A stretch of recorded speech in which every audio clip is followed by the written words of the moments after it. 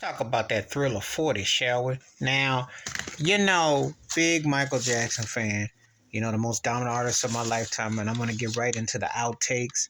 Um, I got mixed reaction with Sony. I'm with John Brannica. The whole thing, they have not been right by the man. They weren't right by him before he died, and they cashed him in. But let me go over the track list.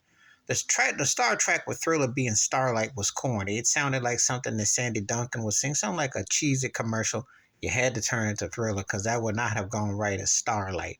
Michael's ad-libs were sweet, but that thing would not have flown as it was. Got the Hots has been out for a minute. It sounds like a R&B type of track, B-side material, you know, um, you know, interesting. Who Do You Know is very soulful. It's the kind of track that if I took that one, as I'm going to say with Sunset Drivers, I'm going to say You Can't Win.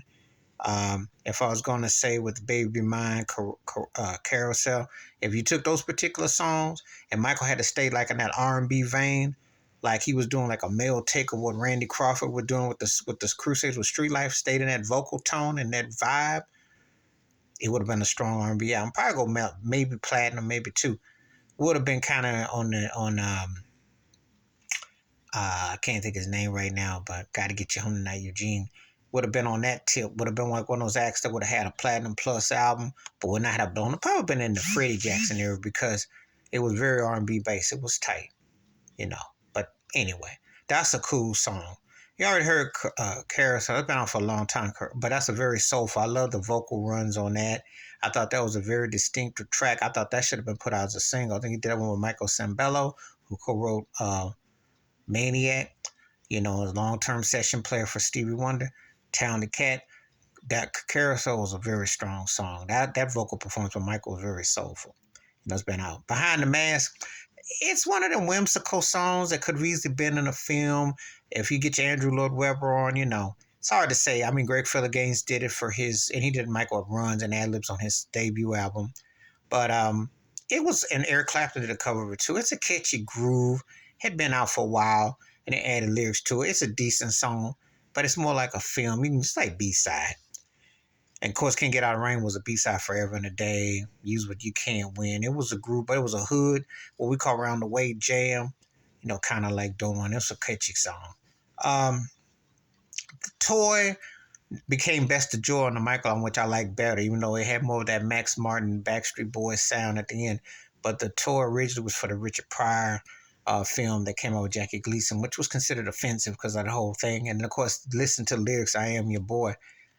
Good thing Michael didn't put that out because I could see Paul Mooney and Minister Farrakhan eating him for breakfast for that. And it just, but the chorus, his vocal runs and the simplicity of the track with the keyboards and the groove, I mean, his ad-libs, Michael Jackson could sing the phone pages back then and that thing would be so smooth. What a lovely way to go. It's like very preachy, it's like they're B-sides, make no mistake. And you know where Michael didn't put the stuff out. But some of that stuff has the kind of feeling that it's like you wonder he'd have fleshed it out because it definitely has some feeling to it. She's Trouble, that been out. Those kind of songs, he had these what we call one riff runs, and they had a groove and a bite to them.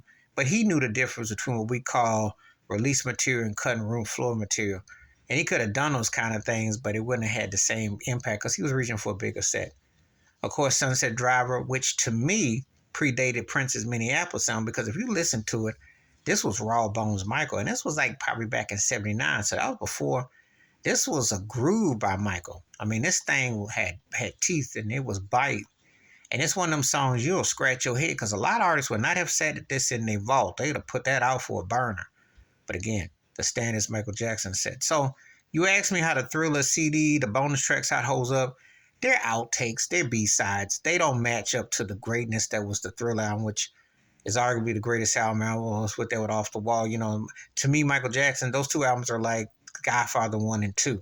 And he wrote the book on pop culture, versatility, trends. I don't care what nobody said. Thriller, when you have 7 out of 9 songs that are hits, and the other 2 songs, Baby Mine for some was considered the best song ever before it came out, and The Lady in My Life is a killer smooth slow jam. So, you can't go wrong with a classic like that. But anyway, mixed.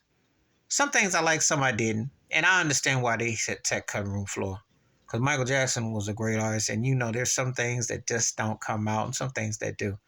The vocals were distinctive, and some of the grooves were, but his voice is what sold a lot of the tracks. If they, you can tell, add a touch of this or that, the other. But all in all, if you're a Michael Jackson fan, you want the whole experience of him because he's the most dominant artist of my lifetime, and you understand the greatness and the depth. So, Thriller 40, there'll never be another album like it. There'll never be another artist like it. This guy changed the course of popular music forever, left a lasting impact. And even though they try to whitewash and downplay him, he ran the industry, and he still does beyond the grave. Because Thriller about to hit the top 10 40 years later. Let's see some of these turkeys that they put money on and hype on, like a Taylor Swift, or some of these like Drake, or some of these acts that are out here that they try to act like they got something. Let's see what people think about them in 30, 40 years. Get back to me. Please hit like, subscribe, welcome thoughts, comments, and I do respond. Thank you. Wash your hands. Keep your mind clear. Watch out for another. And please share the video if you want to. And Michael Jackson, no matter what they try to say or do, he dropped an album. Thriller was like what cell phones are today. And you know how many people got cell phones. Enough said. I'm dropping the mic.